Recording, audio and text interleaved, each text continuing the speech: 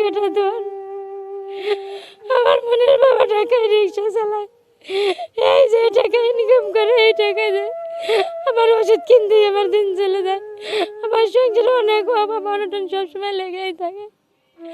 আমার বাচ্চার জন্য ইন্ডিয়ায় যেতে হবে, আমার বাচ্চার জন্য 5-6 লাখ টাকা খরচ হবে। আপনারা যদি আমার পাশে থাকেন তাহলে আমার বাচ্চাটা আমার সুস্থ হয়ে যেত।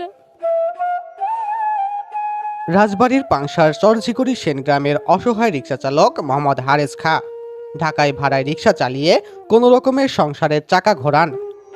প্রতিদিনের ঘাম ঝরা শ্রমে জোটে দুমুঠো ভাত, কিন্তু ভাগ্যের নিষ্ঠুর পরীক্ষার সামনে সেই সামান্য আয়ের শক্তিও আজ নিঃশেষ হতে বসেছে। তার 9 বছরের কন্যা আরিফা জন্ম থেকেই প্রতিবন্ধী।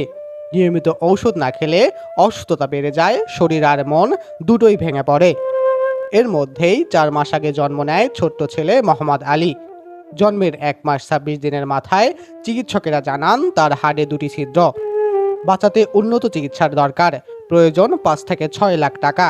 দুমুঠো ভাত জোগাড় আর প্রতিবন্ধী মেয়ের নিয়মিত ওষুধ কিনতে যেখানে প্রতিদিন তার হিমশিম খেতে হয়, সেখানে ছোট্ট ছেলে আলীর চিকিৎসার জন্য 5-6 লাখ টাকার কথা যেন আকাশ ছোঁয়া দুঃস্বপ্ন। একজন রিকশা চালকের পক্ষে এই অঙ্ক পাহাড় সম অসম্ভব। তাই প্রতিটি দিন তাদের কাছে আতঙ্ক, অনিশ্চয়তা আর অশ্রুসিক্ত প্রার্থনায়।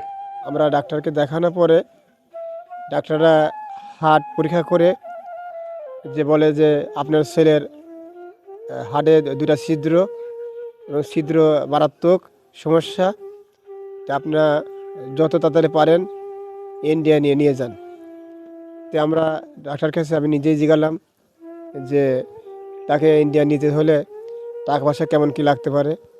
ডাক্তার বলল যে 5 থেকে 6 লাখ টাকা লাগবে।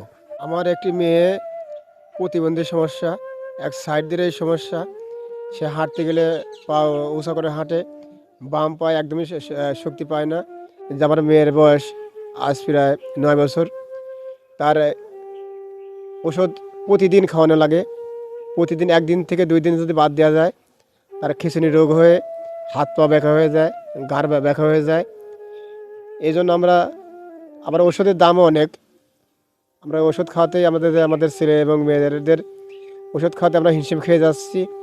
এর জন্য আমি দেশবাসীর কাছে আকুল আবেদন করছি যে আপনারা যদি আমাদেরকে দয়া করে ভালোবাসে, যদি মহব্বত করে আমাদের ছেলের সুস্থতার জন্য, চিকিৎসার খরচের জন্য যদি আর্থিকভাবে সহায়তা করতেন, তাহলে আপনাদের কাছে আমরা কৃতজ্ঞতা থাকতাম এবং আল্লাহ রাব্বুল আলামিনের কাছে আপনাদের জন্য অবশ্যই আমরা দোয়া করব।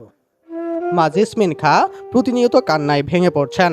বুক ভরা আকুতি নিয়ে সন্তানকে বাঁচাতে তিনি সমাজের মানুষের কাছে সাহায্যের আকুতি জানিয়েছেন। আমার প্রথম বাচ্চা মেয়ে, সেই বাচ্চাটা আমার প্রতিবন্ধী।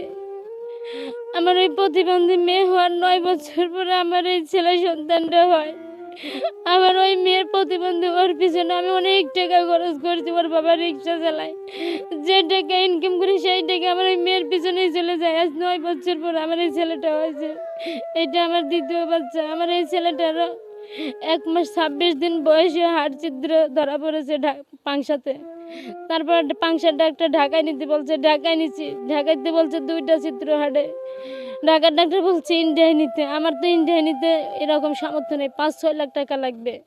আমার তো দিন আনে রিক্সা চালায়, আমার তো দিন আনে দিন খাতেই আমার পুরো যায়, আমার ওষুধ কিনতেই দিন চলে যায়। তা আমি এত টাকা কেমনি করে গুছাবো? আমার সংসারে অনেক অভাব অনটন সবসময় লেগেই থাকে। আমার বাচ্চার জন্য ইন্ডিয়ায় যেতে হবে, আমার বাচ্চার জন্য 5-6 লাখ টাকা খরচ হবে। আপনারা যদি আমার পাশে থাকেন তাহলে আমার বাচ্চাটা আমার সুস্থ হয়ে যেত। আমার এই যে দ্বিতীয় বাচ্চা, আমার প্রথম বাচ্চাটা অসুস্থ, এটা আমার নারী কাটা ধন। আমার বাচ্চার জন্য আপনারা সবাই দয়া করে পাশে থাকেন, তাহলে আমার বাচ্চাটা আমি সুস্থ করতে পারবো। আপনার আমার সামান্য সহানুভূতি, সহযোগিতাই হতে পারে একটি শিশুর জীবনের শেষ ভরসা। আমার এই ছোট দেওর এখন প্রথম বাচ্চাটা জন্মগতই প্রতিবন্ধী, বুঝছেন। এরকম অনেক চেষ্টা করতেছে, কোনো মতোই এটা ভালো হচ্ছে না, কারুর ডাকতেও পারে না। আবার দ্বিতীয় একটা ছেলে হয়েছে, তার 2টা হাত ফুটো। তা আমরা তো বড় কাকি হই, আমরা হয়তো 2000 দিতে পারি, কিন্তু আমাকে সম্ভব না 2-3 লাখ টাকা দেওয়ার, অসম্ভব। কিন্তু আমাদের তো মাঠে কাজ করে খায়। আর আমার দেবর হয়েছে এই ভাড়ার গাড়ি চালায় ঢাকায়, কত কষ্ট করে।